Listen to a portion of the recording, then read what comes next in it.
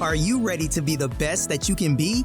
Join hybrid business coach and consultant Charity Brown and her guest as they give you behind-the-scenes access to the insider tips and tricks that will help you take your business to the next level. Charity has an extraordinary approach to boosting businesses to break out of their modes, influence their industries, and become leaders of their packs. And she's ready to pass this inspiring knowledge on to you today. Learn how to change your game and build your business into what you've always dreamed of, right here on the Create Clarity with Charity podcast. Hello, and thank you for joining us at Create Clarity with Charity. Today, I have the most amazing guest, the CEO of some studios, Darrin Ramage, and the producer of so many scary films. I do. Darren, how are you? Hello. Hi. So thank you for joining us today. I know you. Thank you for having me. Yeah.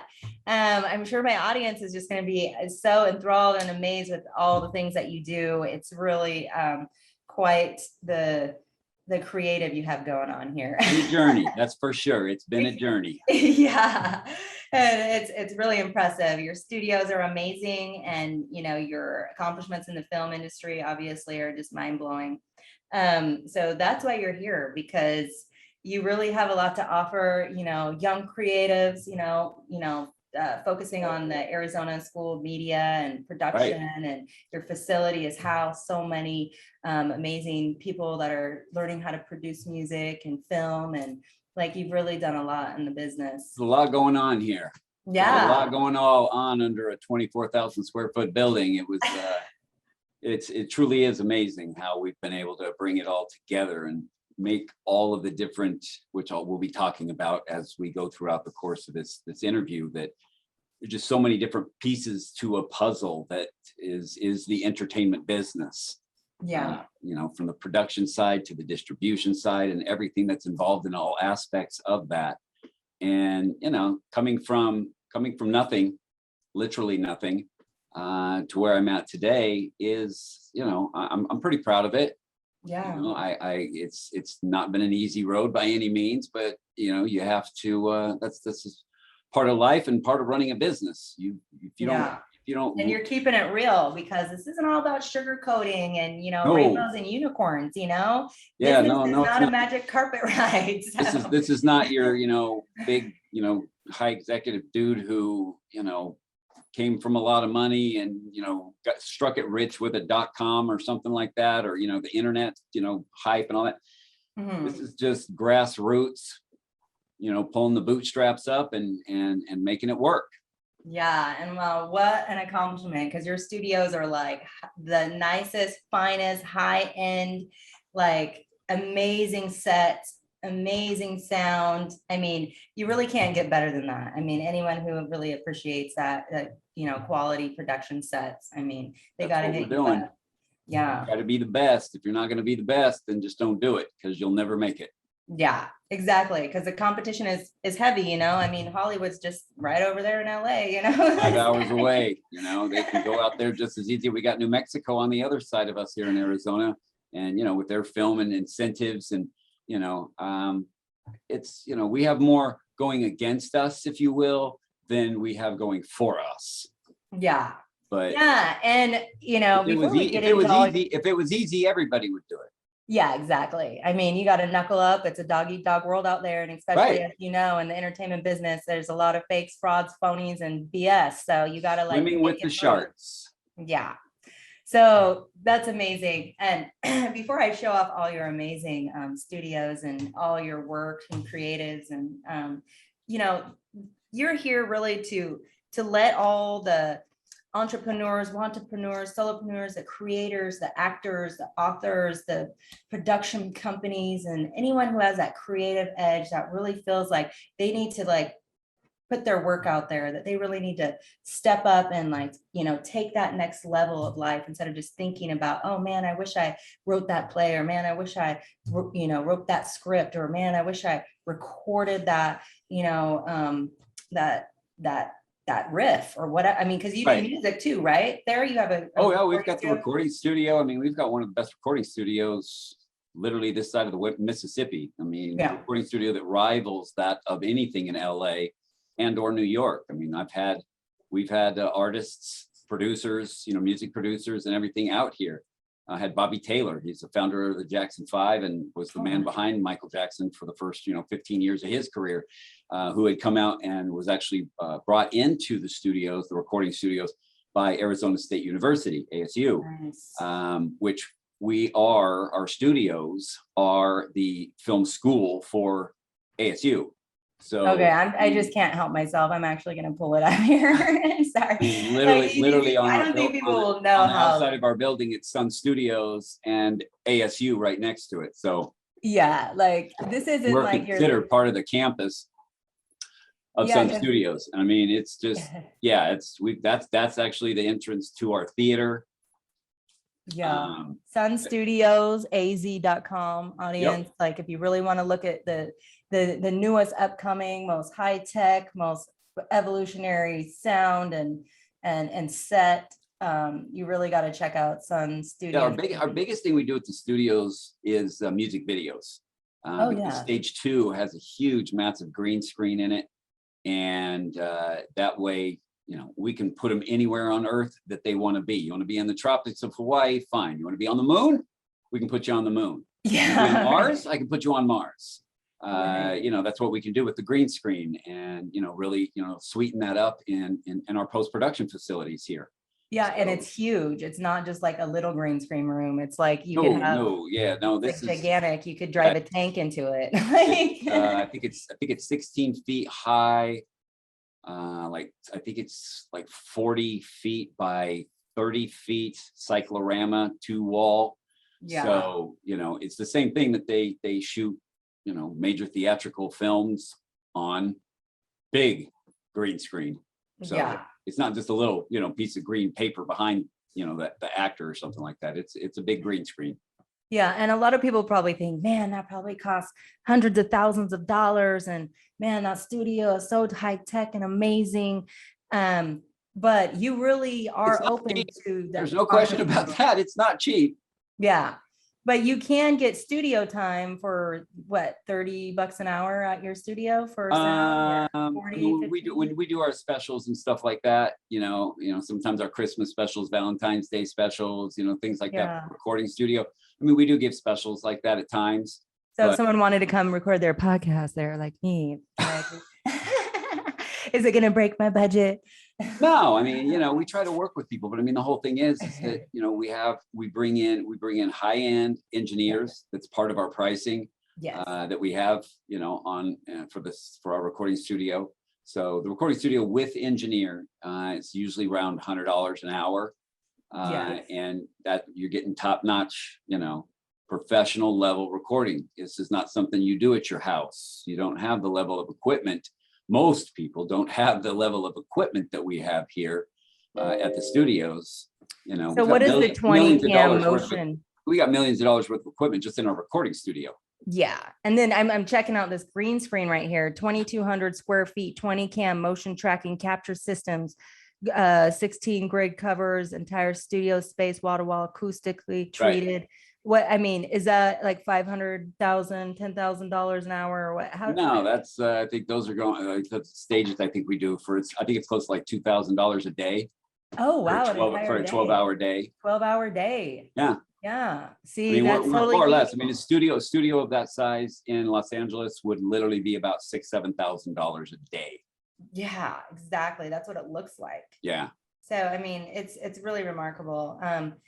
I haven't seen such an amazing studio. No, being a media communication student from OSU, Oregon State University, that had a media comm program. I was always on the sets. KBVR radio, KBVR TV. So you're familiar with all this stuff.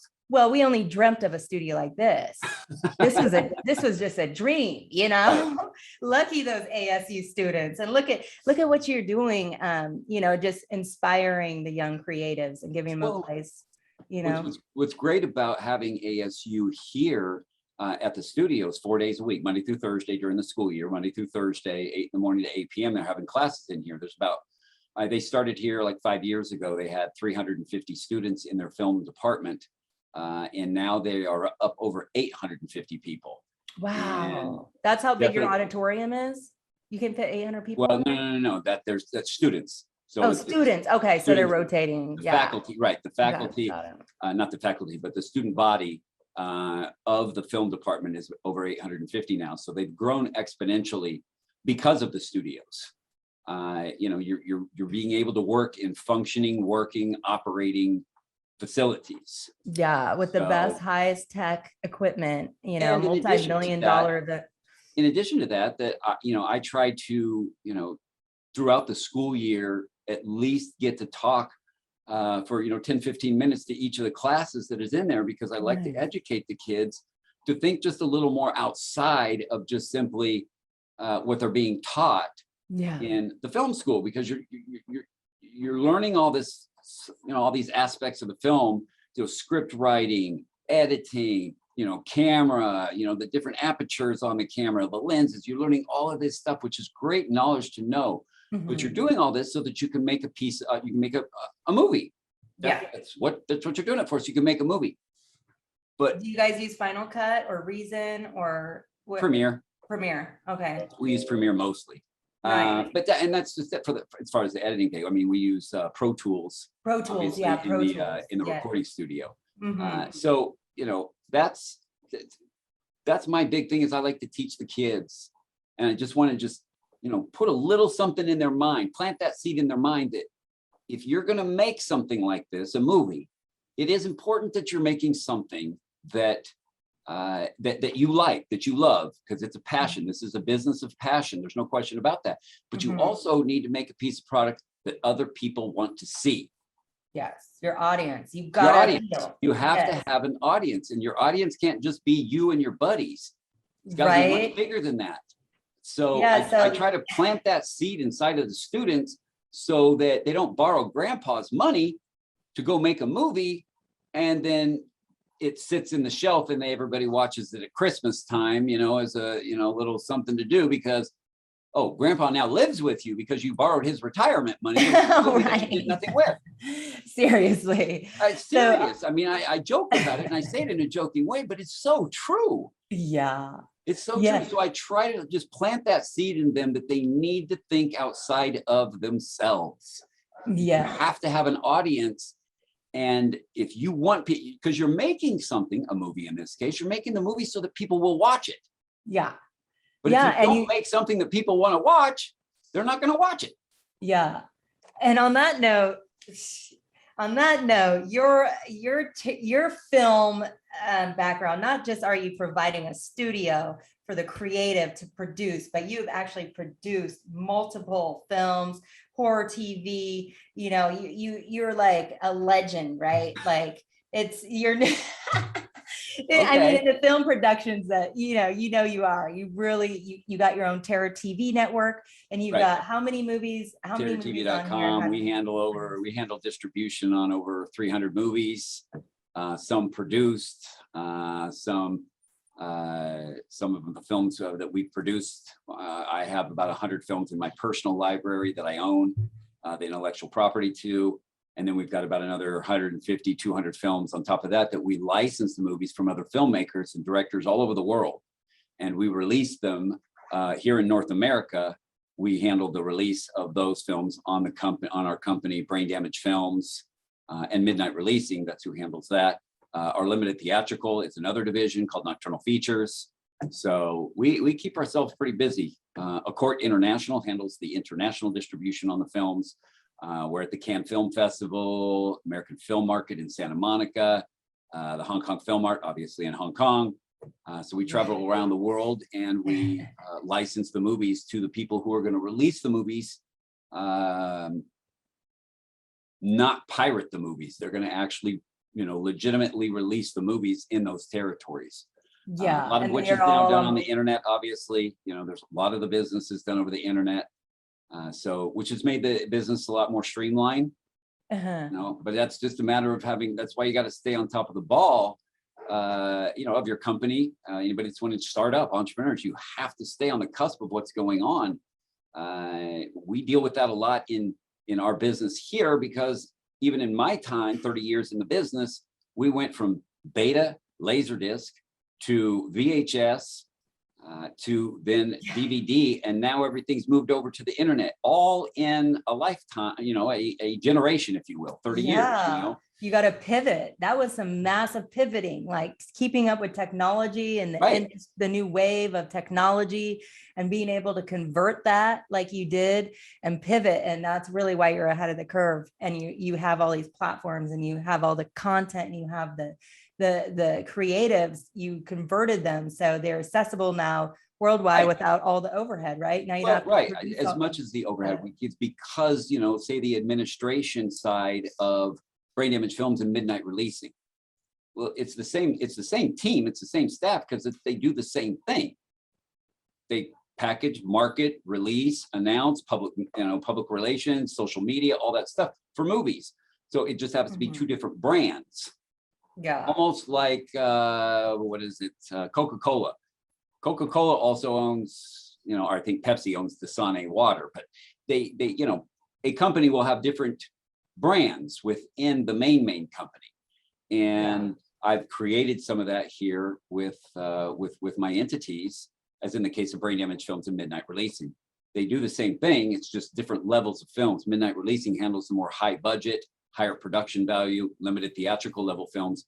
Brain Damage Films obviously does not do family films. It's Brain Damage Films, horror films, blood, guts, gore, boobs. It's just what the 13 and to 35-year-old. Well, I have to say 50 now, because that's all I am, and I love this stuff. So you gotta, there's a market out there for it, and we've been able to, over the years, just kind of capsize and grab that market and stay in tune with that market. So after COVID, what would you tell? With that being said, you're pivoting, you're moving, you're converging, you're it had to have been some, pressures and failures and major setbacks, even with COVID, to be able to get through that. What would you tell your young producers, your young entrepreneurs, the ones that are really trying to put out their first film, or they're trying to get their first cut recorded, and it's just life is happening. The best thing is do your homework. Mm-hmm. Do your homework. Yeah. If you're looking for the quick buck, if you think you're going to make $1 million overnight in this industry and in this business, if you do, more power to you. I'm not saying people haven't struck it lucky from time to time and stuff like that, but the day in and day out of the business, you got to do your homework. Whether it's the production of a film, whether it's the marketing of a film, social media of a film, you've got to do your homework. You've got to know, you got to have a business plan. And that's what a movie is. In this case, a movie. Mm-hmm. A movie in and of itself is a business in and of itself. Mm-hmm. It has to be treated that way. It has a budget. It takes a village to make a movie. You have to have construction, painting, you have to have location managers, administrations. Our industry is pretty much the only industry that utilizes every other industry. Yeah. Because we need everything, because we're trying to create a moving picture of reality. So we have to use everything from vehicles to cell phones. It's easier to try to figure out what we don't use. Right. It's like creating a virtual world. Essentially, you're rebuilding, because it's your entire imagination and you're recreating it. So you got to have everything to create this. So that's why when we're on productions, a lot of times for the for the outside people that we bring in on the production, the contractors side that we bring in to do when we're working on productions, is we a lot of times we work with veterans, because they're loyal, they're skilled, and they're skilled in different aspects, from electrical to food service. You know what I'm saying? There's all different kinds, and they're highly skilled and highly trained. IT people. It's just you get them all. So that's why we are real big on the support we have here of the military veterans and so forth. And that's awesome. To give them an opportunity to have a good paying job when we're making films. So and thanks for all their work. Was Veterans Day yesterday? Yes, just yesterday.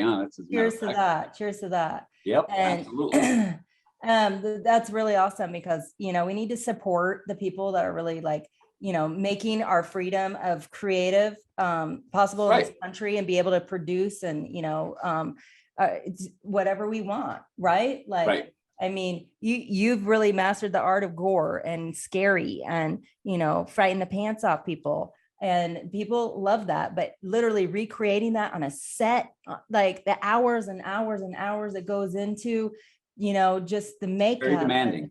Yeah, it's very demanding. Very so, demanding. But let's talk about that, Darren, because I know a lot of people probably wonder, like, where did that come from? Where did that passion, where did that creative, like how, and I think we got to tell this story because you're just so fascinating. I found it really fascinating and relatable. And I think I got asked, I was at a trade show one year and I got asked, he said, Darren, I mean, when you walked into our booth, if you will, at the trade show, it looked almost like a college dorm room, just posters and posters just next to each other, kind of over each other, trying to pack as many posters as we could into the booth space.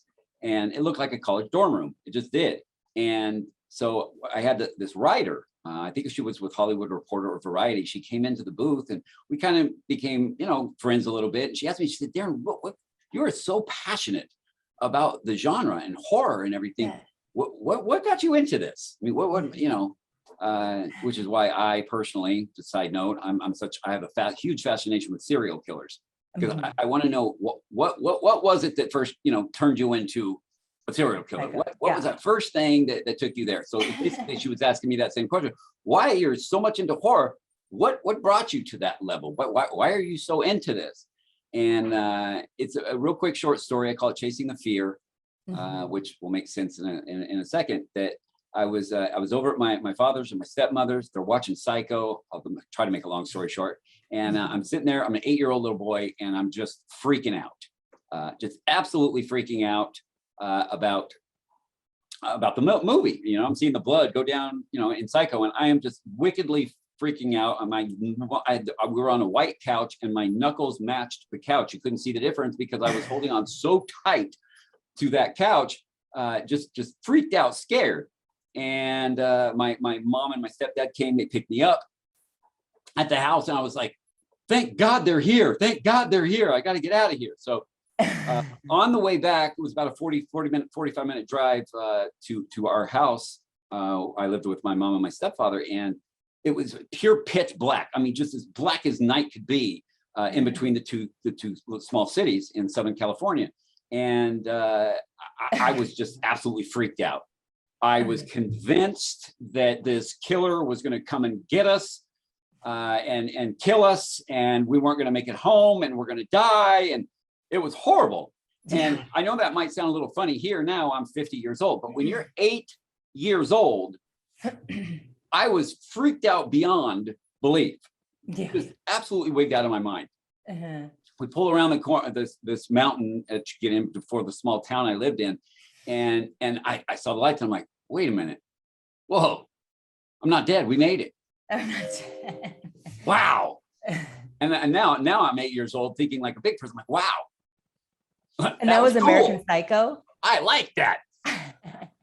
No, I love American Psycho. That movie's one of my top 5 films ever. Okay. But no, this was the original Psycho, Alfred Hitchcock's Psycho. And so ever since that time, that's what I've been doing, chasing the fear. I'm trying to get me that scared again. I want to be that scared again. Yes. And so that's that's kind of where my passion comes from. And I've been a horror movie fan ever since. When I think I was about 13, 14 years old, I watched Roy Frumkis's Street Trash was the name of the film. And it's this quick little horror film about these bums that buy this new Mad Dog 2020 type of alcohol drink at this one liquor store. Well, it was a bad batch, and if you drank it, you would melt like the Wicked Witch in Wizard of Oz. Just melts down, and it was just brutal, disgusting, gory, all this stuff. And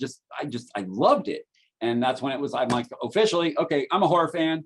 So I've just been, I love these kind of movies.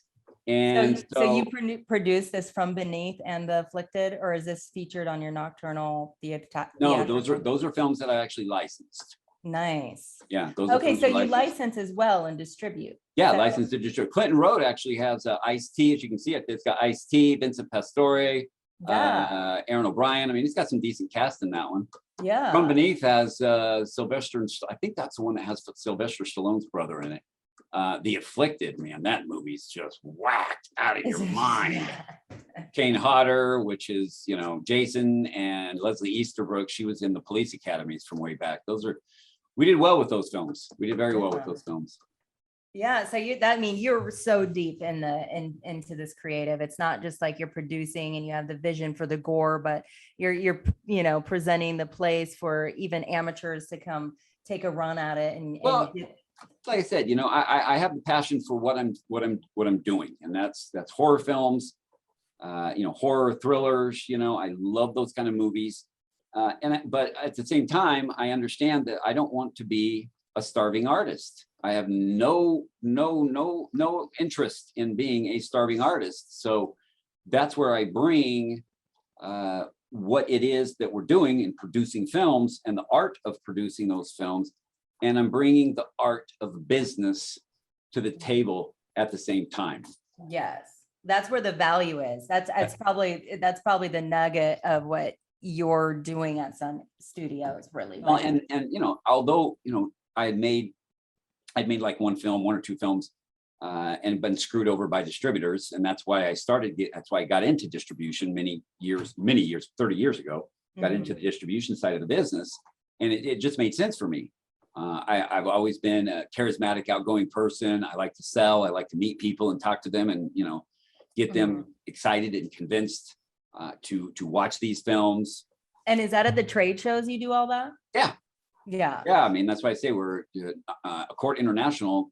We exhibit for buyers that come around the world, buyers that do DVD and video on demand for different channels all over the world.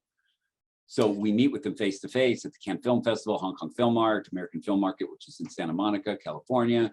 So I mean, when we're face to face with these people, that's what I'm doing, is convincing them that these horror films will make them money.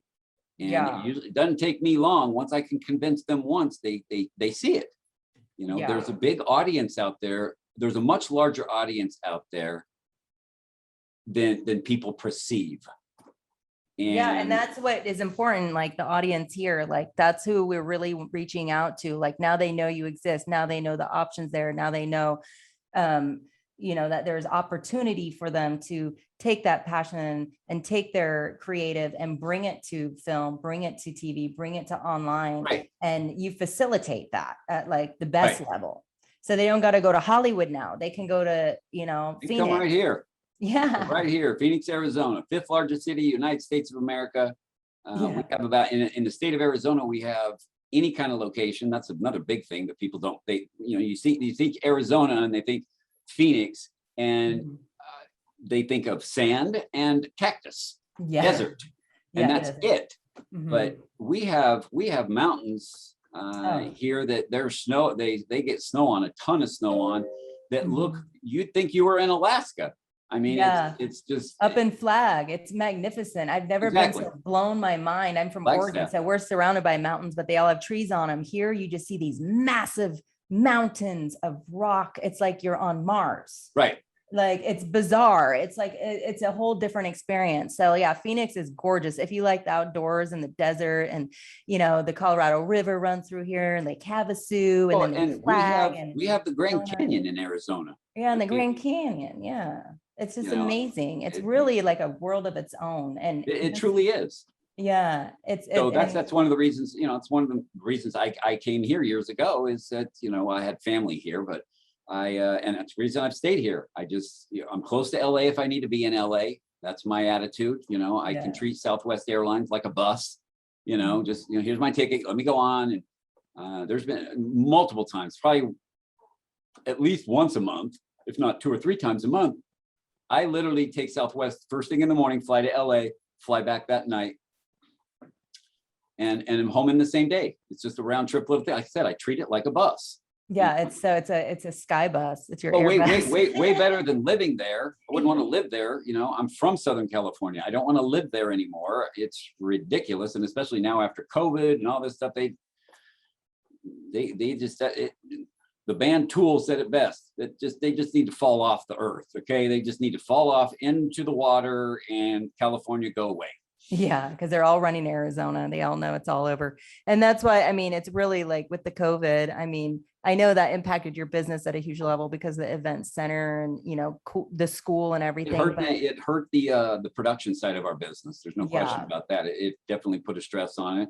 But I have everybody to- wanted to watch your Got to movies. throw I out a bet. huge thanks to the SBA because they Yes. were very helpful, very, very helpful, and continue to be helpful in keeping small businesses like ours in helping us out to kind of pull it through. So I give a high five to the SBA. They've done a great job Yes. of doing that.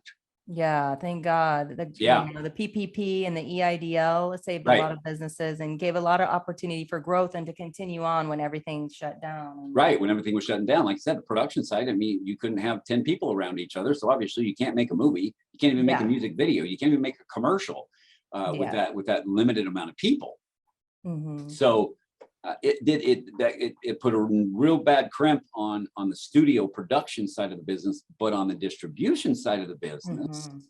people were at home watching movies. Mhm. So some people, you know, I've heard some people say, you know, hell, it was amazing, and all of the platforms like Netflix and Vudu and Hulu and, you know, all Amazon, Apple TV, that, you know, oh, they need so much content. No, they didn't. They weren't bringing in new content. They were just kind of regurgitating stuff from the past, and we're really using the algorithm that they have set up that if you watched, you know, you watch this, you might like this over here. Mhm. So they really focused on that. They didn't bring a lot of content on.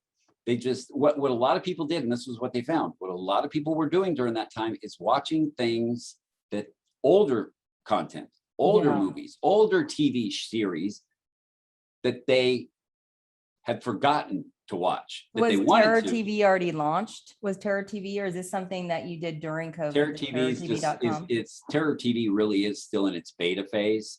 We really Okay. haven't So done it is kind of a COVID baby. You're producing. Yeah, we kind of had it there, and we want to test market it and make sure it's fully operational and it works properly on both sides. We want to make it, you know, very convenient and easy and simple for the consumer, but being on the sales and distribution side, we want to make sure that it also works well on the back end so that we can report the views and everything get else the like that, so that we can KPIs. pay out, so we can properly pay out, you know, the producers and the royalties and things like that. So we just got to make sure that both sides are working properly.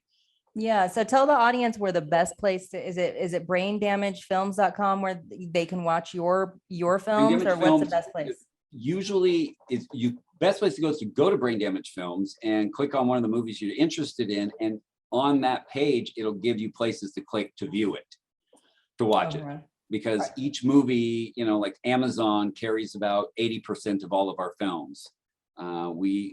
But then somebody like Netflix, who is now more focused on their own original content than they are bringing in outside content, we don't sell much to Netflix anymore. So they subscribe here? Is that how they get to watch these? On Terror TV, they subscribe. And then It's the like- Brain it's just like Damage Netflix. Films is just the trailers. They're all trailers too. Right, that on you Brain Damage subscribe? Films, they'll see the trailers, they'll be able to look at the movies and see if there's something that they're interested in, something they're excited about, and then they can see where they can go and watch it. Sweet. You heard that out there, everybody. If you like that scary thrill factor, and you want to be scared out of your mind, check out Brain Damage Films and Terror TV and Shiver TV and Yeah, Sun Shiver, both Shiver and Terror TV are also on Roku. Oh, nice. Roku. Yeah, and they're Nice. both obviously available on online. Terror TV is mostly done online. Most of the people that we have in on that, and we do some cool Awesome. stuff with with Terror TV, especially being a subscription service. You know, if you subscribe for a year, you get, you know, a hat, you get a dog tags, keychain, and stuff like that. So Mhm. Really, you What's know, your next convention? Where are you going to be doing it big? And you know, off the top of my head, I don't even know. I don't even wow, know. because it's Because, well, not see, the really whole thing open yet. is that many of them now are, especially trade shows in the industry, Mhm. they're all going online because Oh, virtual eventing. yeah, they just do the virtual trade shows. I don't like it at all. I Oh, like to be face to face with our clients, but that's really what's, it's exciting to watch, on Sundays, to see football stadiums packed with yeah. people again.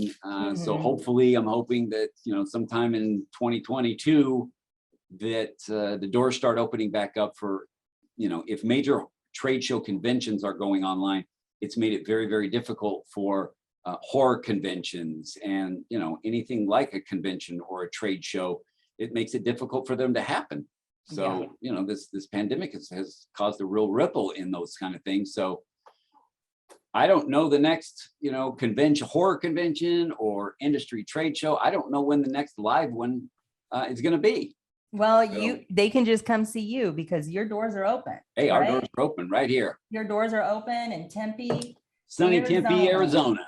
Yeah, and you can get, a tour, book your next event. You do huge events as well, right? You got a huge forum Yeah, I for, mean, that's a big part of our business is a lot of the associations, Valley Leadership, things like that, for the studios. They use our theater, which is, it's a classroom, it's an auditorium, it's a theater, it's, huge widescreen, panoramic widescreen, high 4K projection, all that kind of good stuff in there.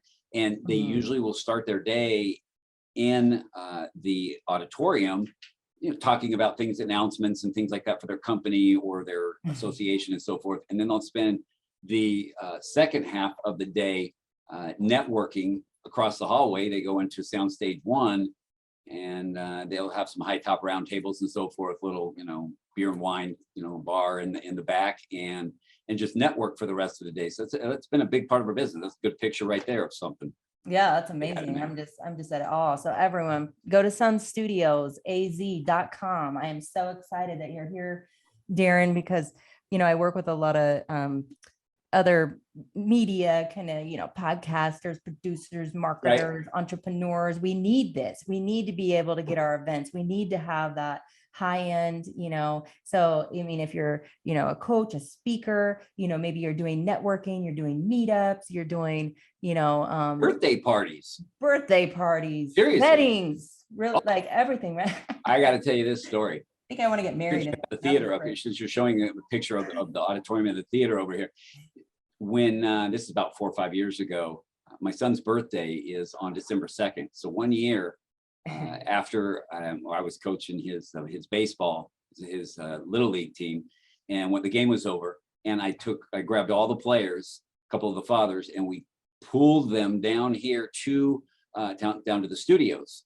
And we had connected up in the theater. We had connected up there. I think it was a PS2 at the time, PS2 or PS3, and connected it up to the projector. So the kids were playing their video games on the movie screen.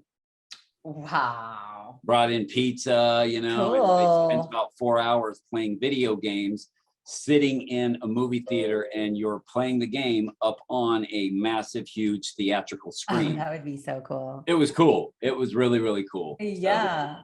So you can make your own events. You don't need to go anywhere. You should just start blowing it up right here in your own I've got my own theater. It's funny every once in a while, if something, if I'm just having kind of a rough day or a tough day or something, a deal falls through, which happens. It's everything is not paradise, but we've had one of those kind of rough days. Every once in a while it happens.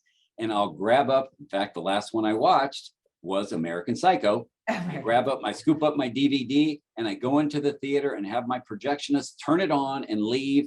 I sit in my theater right in the middle of the screen where I am just dead center of everything. And I just forget everything. And I get to watch a movie in a theater all by myself. Oh, that's scary. No. Great. It's great. You get your adrenaline going. Very freeing of the mind. Yes. So, and that's what it takes, folks, from the pros to get in your creative. Do what lights you on fire. That's So you're right. still going back to that fear factor, white knuckling it on those in that theater seat. Well, and You know, I've mentioned this before, that, facing the fear, not only is it something that has brought me to be obviously a horror fan, but it's also something that in business, I'm not saying I don't get scared, but you have to make tough decisions to run your own business. There are just things that happen in business that they're not easy. This is a reason why after 3 years, 95% of businesses, startups, are out of business. 95% of them after 3 years. And I've been doing this for 30 years, and we just hit 22 years on our own, on my own. And building up this company. So, it's you have to have it. I'm not saying that, it's not every day that is a good day. It doesn't work like that. There's probably more bad days than there are good days, but you have to make sure that on those bad days, that the reason that you keep coming back through all the pitfalls, gaining that experience, as I've said before, experience is an amassment of failures. That's what experience is. If you do something, the first time and you do it right, you don't learn anything. That's right. You've not learned anything. You got lucky or whatever, but you don't learn anything from that. You learn from mistakes. You do something, you do it wrong, and you want to fix it and do it right. And if you do it wrong again in the same form, well, that's kind of where I throw people into the idiot category. I hate people that make the same mistake twice. Yeah, you got to learn. But that's also, take the flying leap. Well, you have to. Fear of failure stops people from growing in business every day. That is the problem. Yep. So if you learn to get into your fear and kind of use that energy and fuel you and to catapult you into your next move forward, right, then you will win in business. But fear paralyzes people in business, and they can't check out of the box or take that leap, take that step into the unknown. And that's what you've done. You've learned to harness your fear factor and make it thrive and make it fuel you and just fuel you. And that's the key in business, folks. At the end of the day, you can't take horror away from me. Mm-hmm. Because I am horror. You can't take that away from me. I mean, it doesn't matter. It's a money thing and all that kind of stuff, and money is obviously important, money's the big thing. It's not just a hobby, but this could start as a hobby, but you're in it to make money. Thank you. Don't forget, business is not a hobby. You need to make the money. This is business, that's just all there is to it. We're here to make money for ourselves. We're here to make money for our producers, so that we can support them, and so they can go out and make their next film. That's what we're trying to do. And you got the space, you got the creative, and I'm so happy you're right here in Arizona. I'm going to definitely be coming out, and how lucky those Arizona State students to have you and your facilities at every day. It's seeming to work. And they're getting the best education. Like, our studios were bunk compared to this. So it's kind of like, it's like mind blowing. And just to know that you're like 30 minutes away, I'm really excited. And everyone, if you're in Arizona or you want to get into a high quality studio, you have a production that you want to, film, hit up sunstudiosaz.com, hit up Darren, find him on, LinkedIn, get in, check out his sites that, they got experiences you can launch here. And then also his amazing films. Like I could talk to you for hours, Darren. You're fascinating. And what you've done is really inspiring. And I know anyone out there that's, a producer or an artist, they just totally value everything you got going on here, because this is every tool in the box. Okay. That's pretty much the way we call it, everything, all this under one roof, we're a Universal Studios, literally a Universal Studios miniature. Yes. And it is, from the recording studio to the, the music side. That's our next step that we've got coming up this next year. We're starting up a music label, a releasing company. So, we've got more things, on tap. Yeah. And just And keep making it work and keeping it growing. yeah, and we need all you creatives out there to keep it growing and really, believe in yourself. You don't got to have $1 million budget to get in with this guy. No. The You first really- film that I produced, and it's been one of my most successful, percentage-wise, one of my most successful films. Mhm. And not just percentage-wise, but gross dollar amounts, profit. My film Death Factory. Oh, The yeah, budget on the film, the original budget on the film. Now, this was 18, 19 years ago. So obviously you have inflation differences and so forth, but the budget on the film at that point in time, and I'm talking from beginning to the end, all aspects of making the film, from the script, all pre-production, production, post-production, editing, audio, trailers, everything. The budget Mhm. was $6,000. Oh my gosh. Oh, how many years ago was that? About eight, I think it was about, it's 15, 16, 17. It was a Okay. while ago, Yeah, but that's one of your most successful films. one of my most successful films. And Yeah. the next one after that, it's called Hell's Highway, that again had a very, very, very low budget, very low budget. Yeah. And it's funny, because when I say low budget, people are thinking, oh, low budget in the industry is considered under 2 million. Oh, right. Yeah, no, Hollywood we're not budget. even getting close to that. That's not the realm we deal with. Well, time's up, folks. That was amazing. Darren, looks like we lost you, but thank you so much. And everyone, check out sunstudiosaz.com and we will get back on a show with him. And everyone out there, have a beautiful day. Ciao.